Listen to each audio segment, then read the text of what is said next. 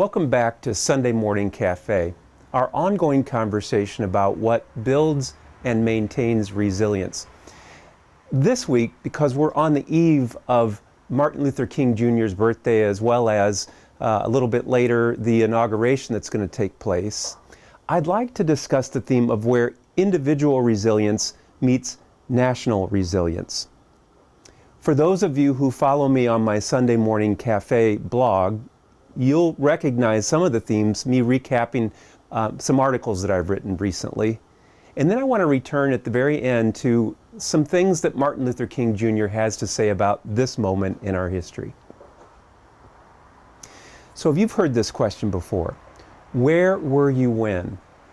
And it's usually aimed at getting a conversation going about a national crisis that takes place once, maybe twice in a person's lifetime. Now, that show Mad Men did a nice job on, I think it was season 3 and episode 12. I think it was called The Last Year of Innocence.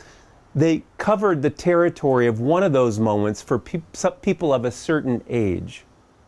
Now, I was born 7 days after the inauguration of John F. Kennedy. And in that inaugural address, he invited Americans to bear any burden to support liberty. In that same ceremony, he took an oath to uphold the infrastructure of that liberty, that is, the U.S. Constitution. It would be 3 years and 10 months later when he was assassinated. And that made me about that age, 3 years and 10 months. So I really don't remember much about that where were you when moment, except for this. Sitting in front of a black and white television set with my mom while she was very, very sad, even crying, and me being aware that I'm not getting to watch my cartoons, instead I'm watching these ceremonies around a funeral. 37 years later, there was another where were you when moment for me. And it took place on September 11th, 2001. In those days, we were one child shy of a full house of kids. So the 2 kids we had at the time, my wife had a week off of her work, so she took them to Wisconsin to visit my in-laws, and I stayed back here to do some research and to bank more vacation hours. Where was I when? I was driving into a local produce stand to do some shopping when I heard that the second plane had flown into that tower. And I remember these fatherhood instincts like cramping up my belly, causing it to tighten up. As through the course of the day, I was to find out about grounded flights and gasoline lines at the pump. This week, another where were you when moment occurred. I was in a counseling appointment. I had my client said, did you know that protest in Washington, D.C. ran amok? And those folks, they're in the Capitol now. Well, I had stacked up appointments all day, so I couldn't go have a look at it.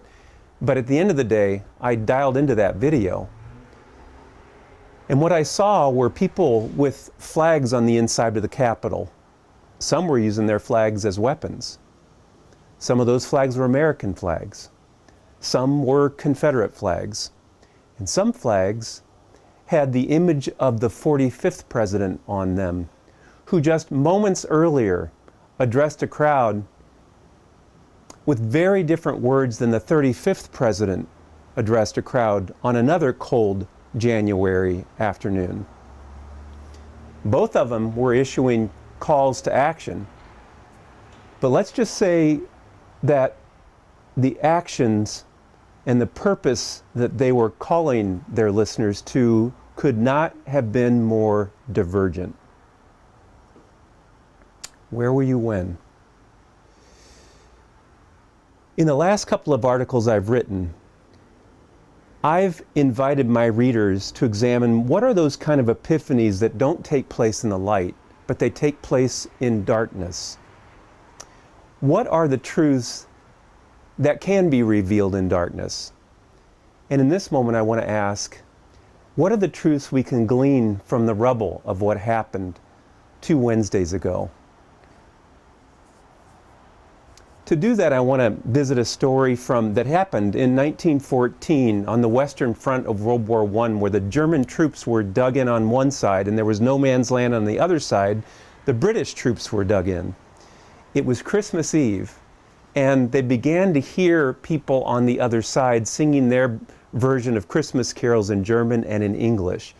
And before long, a spontaneous little truce broke out, people coming up out of their trenches and sharing Christmas carols, holiday treats that were sent to them by their family.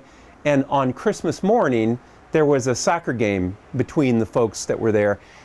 And come to find out, for 4 days that truce went on because the generals could not get those men to fight each other.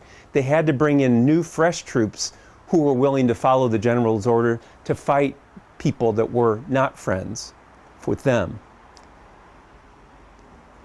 So here we are, all those years later in our time, at an inflection point. What's revealed now is the need we have to get up out of our trenches with each other, just like those soldiers all those years ago, and to quit listening to those generals that invite us into those trenches to stay in those trenches. To get up out of our echoing media chambers and to listen, to discontinue calling each other enemies, and to hear what it is that this person has to say on the other side. Some things that we can do in this moment in time, like a pitcher that's trying to develop their non-dominant hand. If you're a conservative person, would you be willing to pick up a paper from center left and read that for some stretch of time? If you're a progressive person, would you pick up a center right paper and read that over time? Not reading it for where they're all screwed up and got it wrong, but reading it for where you can find something of truth in it to pay attention to. Another thing in this moment that's revealed is maybe it's time for us to pay attention. And when we hear a leader who has a message that sounds like this, ask not what you can do for the common good. Ask what you can get for yourself, or your tribe, or for me, your leader. Maybe it's time we turn down the volume on that kind of leader. What I'd like to ask now is, what is it that Martin Luther King Jr. may have to say to our moment? And to answer that question, I'm just going to give some samples out of 4 of his speeches to see what he might have to say as we stand here in between our trenches together in the rubble. Let's listen to Dr. King. Nonviolent resistance not only avoids external physical violence, but it avoids internal violence of spirit. Practitioners of nonviolent resistance refuse to hate their opponents. He or she stands with understanding and goodwill at all times. Another quote from a different speech. Hate begets hate. Violence begets violence. Toughness begets a greater toughness, which begets a greater toughness still, and a greater toughness still. Now I paraphrase that one. We must meet the forces of hate with the power of love. Another quote. One day we will come to see that peace is not merely a distant goal we seek, but that it is a means by which we arrive at that goal. Love is and here's a different quote. Love is the only force capable of transforming an enemy into a friend. Love is the only force capable of transforming an enemy into a friend. Martin Luther King Jr. was not one who said, to have love or peace guide us, we have to simply agree with those people on the other side. No. There's times where you can't find common ground, and the struggle is what you have to engage in. But the way in that struggle is the way of love. Love is the only force capable of transforming an enemy into a friend. And so here's a question from Dr. Martin Luther King Jr. for this moment in time. What is it that feeds the love in you?